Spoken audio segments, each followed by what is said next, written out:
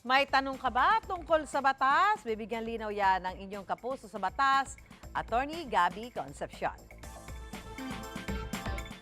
Ang tanong ng bayan tungkol sa mga legal na usapin, sasagutin natin yan. Here's all you need to know. Ask Attorney Gabby.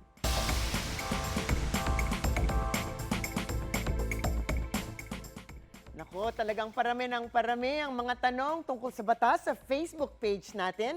Kaya simulan na natin. Hashtag Ask Attorney. Attorney, lalaki po ako pero ang nakalagay sa birth certificate ko, female. Ano po ang pwede kong gawin? Wow, ilang taon na po kaya kayo, no?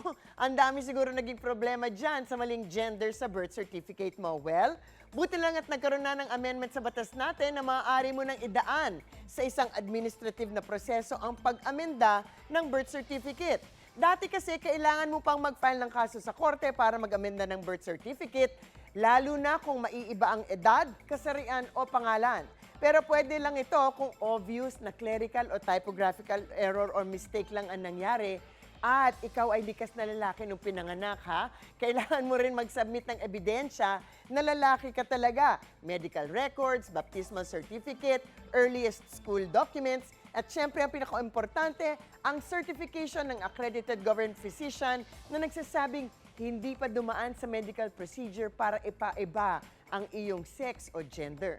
So, I'm sorry sa mga transgender, mga nag-identify as a male o yung mga retokado lamang, hindi lamang ang mga muka, pero pati rin ang private parts. Unfortunately, hindi pa po ito pinapayagan ng batas natin. Hashtag Ask Attorney, paano yung mga establishmento na nagbabayad para sa mga fake reviews? May natanggap po kaming text na nagbibigay daw po ng 100 pesos for every good review sa resort nila na never naman naming napuntahan. We check their FB page at magagandang review nga ang laman. Well, hay nako, dami talagang fake sa mundo na to. Ang hirap magtiwala. Parang ang lalim ng hugot ko. Ang pamameke na ganito, ang pagmamanipula ng mga isipan ng mga tao na naloloko dahil sila ay naniwala at nagtiwala. At the very least po, ito ay matuturing na deceptive sales practice na ipinagbabawal ng Republic Act 7394 o ang Consumer Act of the Philippines natin na may kulong hanggang 1 taon at may fine na hanggang 10,000. So, bawal ang fake news. Next, attorney, hiwalay na kami ng aking asawa for 11 years. Pwede na po ba akong magpakasal sa iba? Well, ang sagot, syempre hindi. Palagay ko, alam nyo naman yan, nagbabaka sakali lang kayo na baka may pag-asa pa. Well, sorry po, hanggat hindi na-amendahan ng batas natin o nagkakaroon ng divorce, kahit na 100 taon pa kayong hiwalay, ay mananatili kayong kasal unless magkaroon kayo ng annulment o declaration of nullity para mapawalang bisa ng korte ang inyong kasal or kung sa kasawi ang palad, ay mamatay ang inyong asawa. Pero wag niyo pong papatayin ang asawa ninyo, lalaki lang ang problema ninyo, wala akong sinabing ganyan. Pero kung bigla namang nawala ang asawa ninyo, sumakay ng barko, lumubog ito pero hindi nakita ang katawan, umalis, papunta sa opisina at hindi na bumalik ulit na parang nakidnap pero walang humingi ng ransom at hindi niya talaga alam kung nasaan o kung buhay pa ito o patay na, merong tinatawag na Declaration of Presumptive Death sa ilalim ng Article 41 ng Family Code.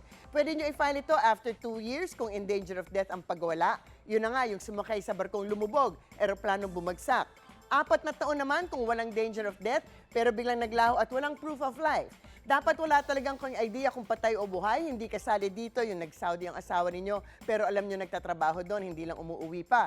Or kung iniwan kayo at may asawa ng iba. In any case, pag nag-issue ang korte ng Declaration of Presumptive Death, maaari kayo mag-asawa sa iba, pero pag biglang bumalik ang asawa ninyo at nag-file ng reappearance, naku, immediately walang bisa ang ikalawang kasal ninyo at buhay ang unang kasal. So always open po ang inyong kapuso sa batas para sa inyong mga katanungan sa mga usaping legal. Kaya i-post lang yan sa aming Facebook page. Laging tandaan, basta't usaping batas, bibigyan nating linaw. Para sa kapayapaan ng pag-iisip, huwag magdalawang isip. Ask Attorney Gabby.